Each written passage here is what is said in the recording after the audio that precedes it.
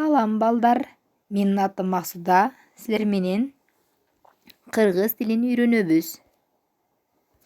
Анда көңүл коюп, дептериңерди алып, калем сабыңарды даярдагыла.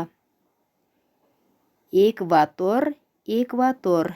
Кимиси туура. Кана ойлонобуз. Экватор, экватор. Экватор туура экен. Мен жашыл менен туура жоопту белгилеп коемун балдар. Экинчи сөз. Океан, океан. Океан, океан. Туура жооп океан экен, балдар. Носорог, носорог. Носорог, носорог. Кана ойлондук балдар. Носорог, носорог. Туура жооп носорог. Экөөбүз, экөөбүз. Экөөбүз, экөөбүз. Туурасы экөөбүз, экөө болот. Мамлекет, мамлекет. Мамлекет, мамлекет. Мамлекет, мамлекет. Туура жооп мамлекет. Сүйүүнүн, сүйүүнүн. Сүйүүнүн, сүйүүнүн. Сүйүүнүн, сүйүүнүн.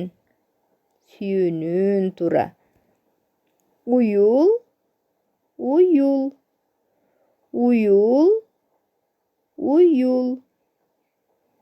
Кимиси туура балдар? Ойлонобуз. Уюл, уюл.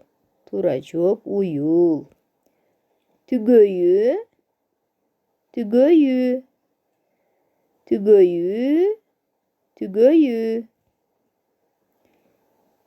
Түгөйү, түгөйү. Туура жооп түгөйү. Азамат, сиңар бир топ сөздөрдүн жазылыштарын үйрөнүп алдыңар. Эми кезек табышмакта. Бул эмне деп аталат? Үндүү тамгаларды алып койдум. Бул эмне деп аталат? Кыргыздын улуттук баш кийими болот балдар.